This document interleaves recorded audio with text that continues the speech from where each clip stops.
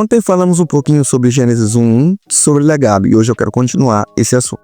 Mas antes, por favor, se inscreva no canal, curta o vídeo, comenta, compartilha esse vídeo nos seus grupos de WhatsApp, de Telegram, nos seus status, nos seus stories, que vai abençoar outras pessoas e me ajudar a aumentar a quantidade de inscritos nesse canal. Temos 219 e eu conto com você pra gente chegar a 1000 inscritos aí até o final do ano, se Deus quiser. É pouco, né? Mas não custa tentar. Vamos lá.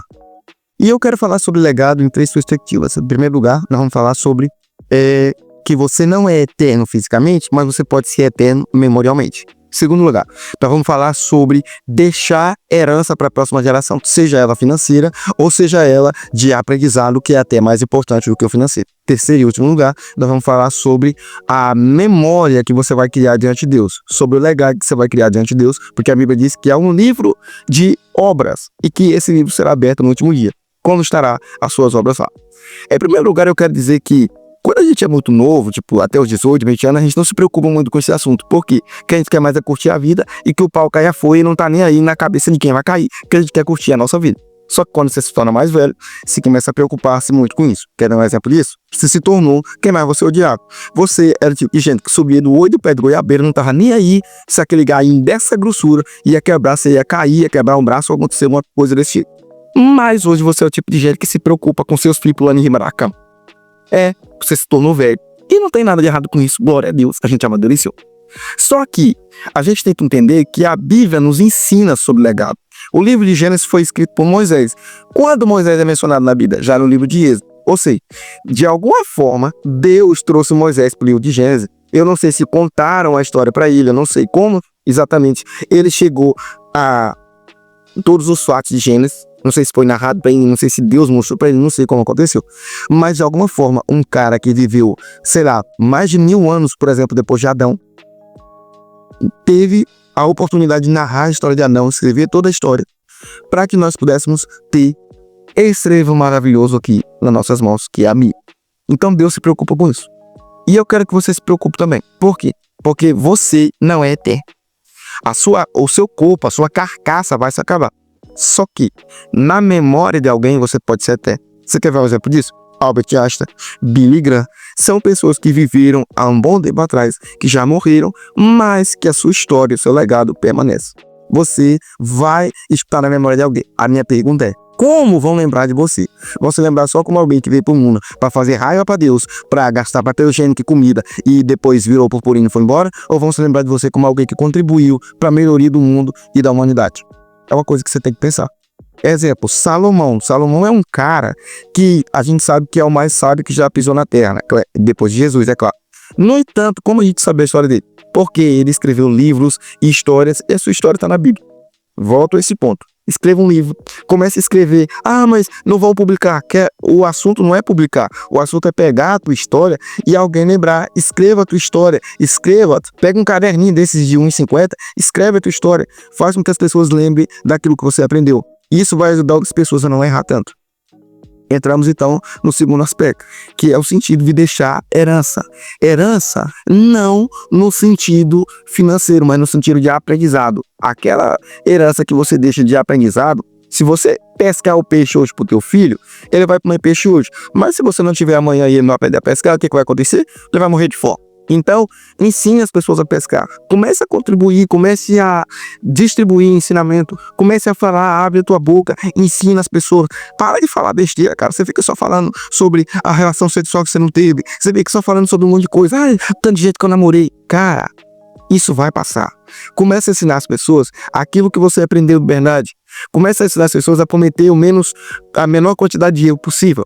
E para também de traumatizar as pessoas com os vacilos que você já cometeu. Ah, é porque casamento é ruim. Gente, pelo amor de Deus. Se você é uma pessoa frustrada no teu relacionamento, eu te aconselho a você assistir Cláudio Duarte, a você assistir Josué Gonçalves, a você participar de uma terapia para casamento, ou sei lá, para você se consertar. Mas pelo amor de Deus, para de estragar a vida dos outros.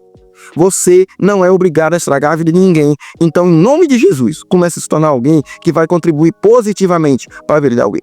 Porque você um dia vai virar purpurina e alguém vai continuar a história que você deixou. Sabe o que eu gosto interessante? A Bíblia diz, por exemplo, no livro de Gênesis, essa é a história das gerações de Jacó. Aí a Bíblia já continua lá, depois do ponto. José era da idade de 17 anos de idade. Ou seja, o filho de Jacó, José, está continuando o legado do seu pai. Como é que as próximas gerações vão continuar a ter legado se você é um Zé Mané que só sabe falar besteira? Então, em nome de Jesus, comece a falar coisas boas e ensinar a próxima geração. Em terceiro e último lugar, sim, eu quero te assustar.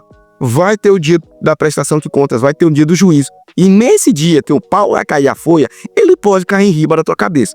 Porque a Bíblia diz que naquele dia se abrirá o livro da vida, que se abrirá o livro das obras. Naquele dia será lida as suas obras. Meu irmão, o que é que Deus tem para falar de você?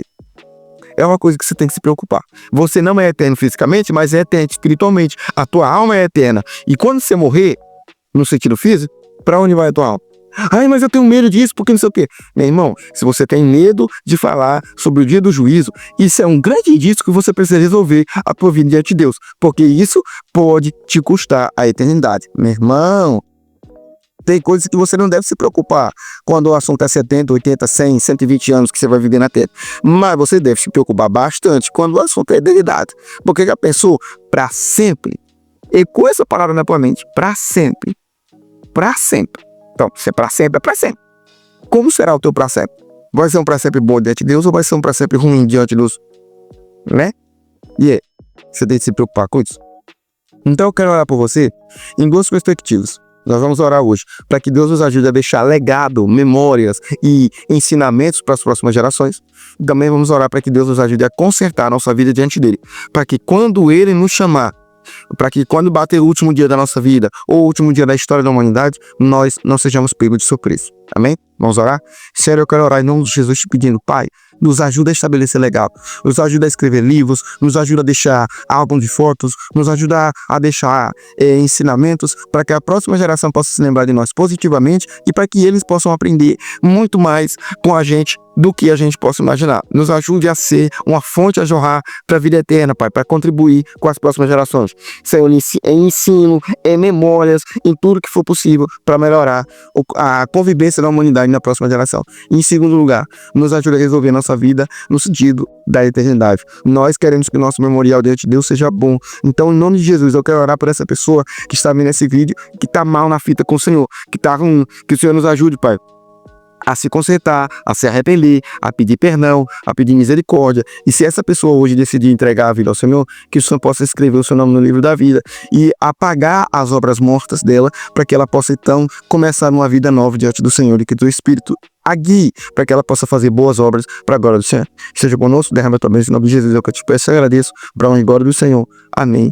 E amém. Que Deus te abençoe. Não esqueça de se inscrever no canal, curtir o vídeo, comentar, que eu preciso disso aí. Por favor, compartilhe esse vídeo para o máximo de pessoas que você puder. E que Deus te abençoe. Em nome de Jesus. Valeu.